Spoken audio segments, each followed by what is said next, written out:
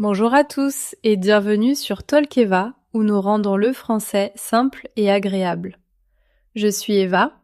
Et moi c'est Paul. Bonjour à tous nos merveilleux auditeurs, où que vous soyez dans le monde en ce moment. Paul, j'ai vu quelque chose sur Internet hier et je dois absolument te montrer ça. D'accord, c'est quoi? Une magnifique maison avec un grand jardin, 3 chambres, un garage et c'est à la campagne. D'accord, et... Elle n'est pas parfaite, Paul? Cette maison est au milieu de nulle part. Le premier commerce est probablement à 30 minutes de route. Au moins, tu as de l'espace pour respirer. Et tu te réveilles avec l'air pur au lieu du bruit des klaxons. Tu n'as rien d'autre non plus. Donne-moi un appartement à Paris n'importe quand. Tout est à côté. Les restos, les boutiques, la salle de sport. Un tout petit appartement avec des murs fins comme du papier et sans jardin. Un appartement pratique avec tout ce dont j'ai besoin accessible à pied. Bon, je pense que nous devons en parler sérieusement parce que je sais que nos auditeurs ont probablement aussi des avis tranchés. Oh, absolument. Et c'est un sujet vraiment amusant, parce que tout le monde habite quelque part, n'est-ce pas? Et tout le monde a quelque chose qu'il aime ou dont il se plaint. Exactement. Alors, aujourd'hui, nous allons parler des appartements face aux maisons. Le bon, le mauvais et tout ce qu'il y a entre les deux. Et pendant que nous discutons, vous apprendrez des mots et des expressions vraiment utiles pour décrire où vous vivez ou où vous aimeriez vivre. Et nous voulons avoir votre avis. Habitez-vous dans un appartement ou une maison? Dites-le nous en commentaire. Même une seule phrase est un excellent exercice de français. Oui, comme j'habite dans un petit appartement en ville ou j'habite dans une maison avec ma famille. Simple et authentique. Bon, Paul, puisque tu aimes tant les appartements, commençons par là. Dis-moi les points positifs. Très bien. D'abord, le meilleur aspect d'un appartement, c'est l'emplacement. La plupart des appartements sont en ville ou proches du centre. Donc tout est à proximité. Comme quoi? Comme les magasins, les restaurants, les métros, les hôpitaux. Je peux aller à la boulangerie en 5 minutes. 5 minutes, Eva. D'accord, je te l'accorde. C'est pratique. Et les appartements sont généralement plus abordables que les maisons. Abordable signifie que ce n'est pas trop cher. Ça rentre dans votre budget. Donc pour les jeunes ou ceux qui débutent, un appartement est plus logique. C'est vrai, les maisons peuvent être très chères, surtout dans les grandes villes. Certains prix me font vraiment peur. Pareil. Et voici autre chose. Dans un appartement, tu n'as pas à t'inquiéter des grosses réparations. Si quelque chose casse, le toit, le chauffage, les tuyaux, c'est généralement le problème du propriétaire. Ah oui, le propriétaire. C'est la personne qui possède l'appartement ou l'immeuble. Vous payez un loyer au propriétaire chaque mois. Exactement. Et si ma douche s'arrête de fonctionner, j'appelle le propriétaire et je dis « S'il vous plaît, réparez ça, ce n'est pas mon problème ». Ça doit être bien. Quand ma douche a cassé, j'ai dû la réparer moi-même, payer pour ça et éponger l'eau par terre toute seule. Tu vois, la vie en appartement, quelqu'un d'autre gère les gros soucis. D'accord, mais soyons honnêtes, Paul. Les appartements ne sont pas parfaits. Dis-moi les mauvais côtés. Je suis obligé? Oui, tu ne peux pas juste dire les bonnes choses et prétendre que les mauvaises n'existent pas. Bon, le plus gros problème, c'est l'espace, ou plutôt le manque d'espace. Mon appartement est, disons, pas très spacieux. Spacieux veut dire grand, avec beaucoup de place, n'est-ce pas? Oui, et mon appartement est l'opposé de spacieux. Il est exigu. Exigu signifie trop petit, pas assez de place pour ses affaires. Ma cuisine et mon salon sont pratiquement la même pièce. Oh non! Et ma chambre. Si j'écarte les bras, je peux presque toucher les deux murs. Paul, ce n'est pas une chambre, c'est un placard. Ne dis pas ça, il y a une fenêtre. Un placard avec vue. D'accord, d'accord. Et puis il y a le bruit. Ah, le bruit. Mon voisin du dessus marche comme un dinosaure. J'entends tout. Un dinosaure? Je suis sérieux, tous les soirs, et les murs sont si fins. Je peux entendre la télé de mes voisins, leurs appels, leurs disputes. Leur dispute. Oui, j'en sais plus sur leur couple qu'eux-mêmes, et je n'ai pas demandé à savoir tout ça. C'est un spectacle gratuit, Paul. Un spectacle dont je ne veux pas. Et tu sais quoi?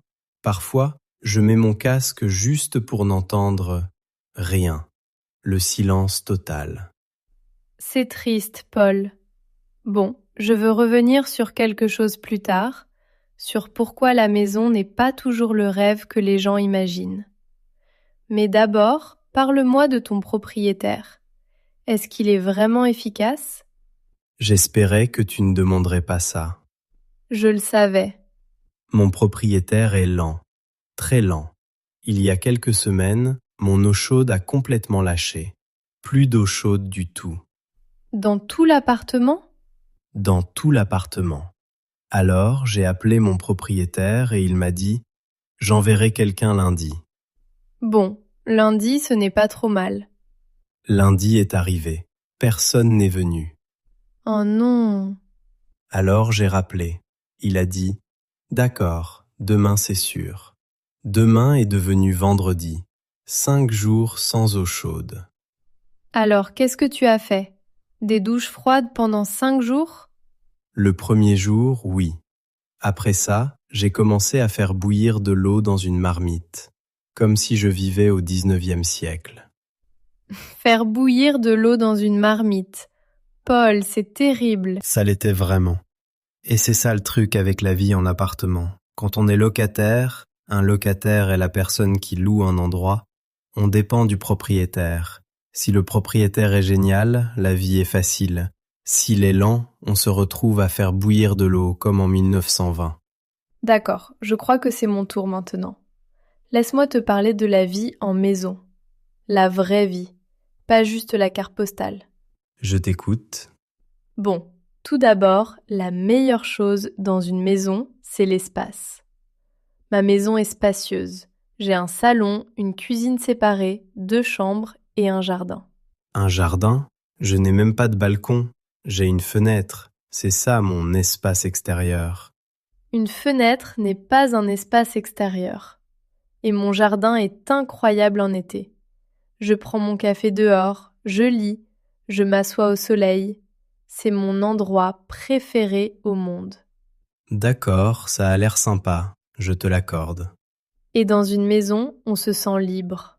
On peut faire des changements, peindre les murs de n'importe quelle couleur, mettre des photos partout. Dans un appartement, il faut demander la permission pour tout. C'est vrai, je voulais peindre un mur en bleu une fois. Mon propriétaire a dit non. Il a dit « laissez-le en blanc ». Ennuyeux. Très ennuyeux. Tout mon appartement est blanc. J'ai l'impression de vivre dans un frigo. D'accord, un frigo avec une chambre au placard. Mais oui, dans ma maison, je peux peindre chaque mur d'une couleur différente si je veux. D'accord, mais allez Eva, tu ne me dis que les bons trucs. C'est quoi la face cachée? L'entretien. Ah ah, on y est. L'entretien, c'est tout le travail nécessaire pour garder une maison en bon état. Les réparations, le jardinage, vérifier le toit, les canalisations. On dirait un deuxième travail à plein temps. C'est un deuxième travail parfois. Le mois dernier, il y a eu un problème de plomberie. Devine qui a payé? Moi. Devine qui a dû trouver un artisan? Moi. Devine qui a épongé à 23 heures? Encore moi. Tu ne peux pas appeler de propriétaire, parce que c'est toi la responsable de tout. Exactement. Quand on possède une maison, tout est sur nos épaules, et ça coûte du temps et de l'argent. Ne m'en parle pas. C'est à ce point-là? Disons que ma maison est magnifique, mais mon compte en banque est très, très nerveux. Et pour l'emplacement, ta maison est loin de la ville, non? Oui, c'est en banlieue. La banlieue, ce sont les zones plus calmes autour d'une ville. Pas le centre, mais pas encore la campagne profonde. Alors, à quelle distance es-tu du centre-ville? Environ 30 minutes en voiture ou 45 minutes en bus. Tu vois, ce serait un problème pour moi. J'aime être proche de tout. Si je veux une pizza à 21h, il y a 5 pizzerias où je peux aller à pied. Si je veux une pizza à 21h, je la prépare moi-même. Ce n'est pas pareil, Eva. C'est en fait bien meilleur, mais bon. Oui, l'emplacement est moins pratique. Mais la banlieue est plus calme, plus verte, et honnêtement, rentrer dans une rue calme avec des arbres et des oiseaux, j'adore ça. D'accord. Mais qu'en est-il de l'hiver? Quand il fait nuit à 17h, qu'il fait froid et que tu es isolé. Bon, l'hiver n'est pas ma période préférée.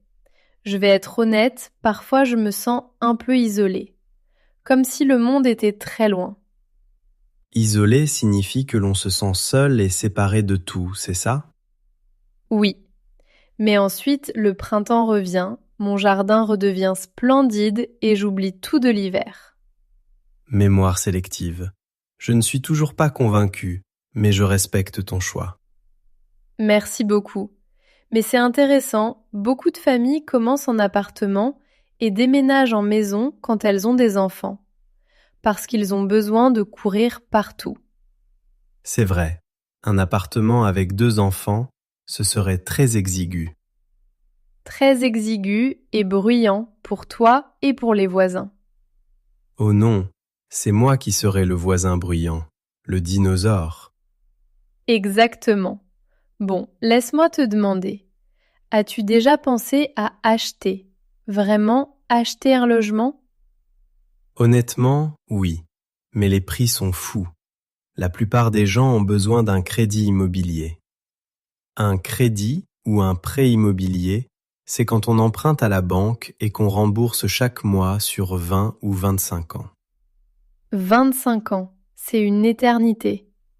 Ça l'est, mais payer un loyer toute sa vie pour ne rien posséder à la fin, c'est long aussi. C'est exactement mon point de vue. Un crédit est cher, oui. Mais après, la maison est à toi. Quand tu loues, cet argent s'envole. Chaque mois, piout, disparu. Comme si je le jetais par la fenêtre. Mais il y a un risque à l'achat. Certaines maisons ont l'air bien, mais elles nécessitent beaucoup de travaux. Comme quoi? Comme rénover. Rénover signifie réparer et améliorer. Nouveau sol, nouvelle cuisine. Certaines personnes achètent et découvrent qu'elles doivent dépenser des milliers d'euros de plus pour tout refaire. Ça a l'air stressant.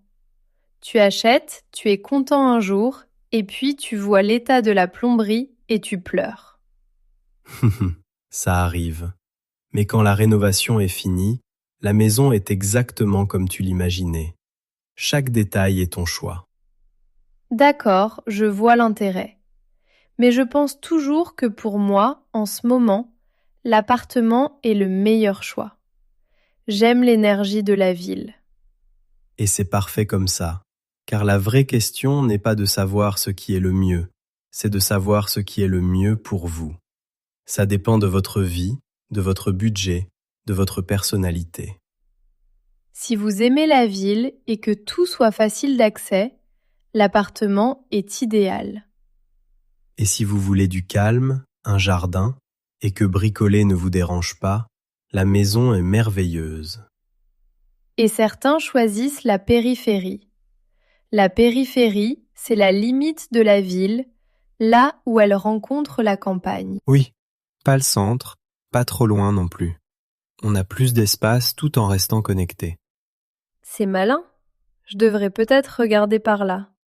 Paul qui déménage en périphérie. Je veux voir ça. Ne t'emballe pas trop. J'ai dit peut-être. D'accord. Je veux demander une chose à nos auditeurs. Qu'est-ce qui compte le plus pour vous, l'emplacement ou l'espace? Dites-le nous en commentaire et expliquez-nous pourquoi. On a hâte de vous lire. Maintenant, revoyons quelques expressions utiles pour décrire votre logement. Si on vous demande « Où habites-tu ?», vous pouvez dire « J'habite dans un appartement au centre-ville » ou « J'habite dans une maison en banlieue ». Et pour décrire « Mon appartement est petit mais douillet » ou « Ma maison est spacieuse mais demande beaucoup d'entretien ». Pour exprimer vos goûts, j'adore mon appartement parce qu'il est proche de tout. Ou j'adore ma maison parce que c'est calme. Et pour se plaindre, mon appartement est trop exigu. Ou mon propriétaire ne répare jamais rien. Ou pour les maisons, l'entretien coûte un bras. Ou j'aimerais vivre plus près du centre. Ce sont des phrases très naturelles. Changez juste les détails pour qu'elles vous correspondent. Bon Paul, dernière question. Si tu pouvais vivre n'importe où, tu choisirais quoi? Une maison spacieuse en banlieue avec un immense jardin, pas trop loin des bons restos, mais assez pour avoir la paix. Et toi? Un appartement ultra moderne avec des murs très épais en dernier étage pour la vue. Et surtout, aucun voisin dinosaure. Les murs épais, c'est vraiment ton exigence numéro 1. Numéro 1, toujours. Très bien, on s'est vraiment bien amusé aujourd'hui. C'est vrai, et on attend vos avis. Écrivez en commentaire une chose que vous aimez et une chose que vous n'aimez pas là où vous vivez. Par exemple, j'aime mon appartement parce qu'il est abordable, mais je déteste le bruit. Nous lisons tous vos messages. C'est passionnant de découvrir vos vies. Si vous avez aimé, abonnez-vous à Tolkeva et laissez un like. Partagez l'épisode avec un ami qui apprend le français. Merci d'avoir passé ce moment avec nous. Continuez à pratiquer, continuez à parler. Et n'oubliez pas, votre français progresse à chaque écoute. Soyez bien chez vous, que ce soit un studio ou un château. On se retrouve au prochain épisode. Salut tout le monde! Au revoir!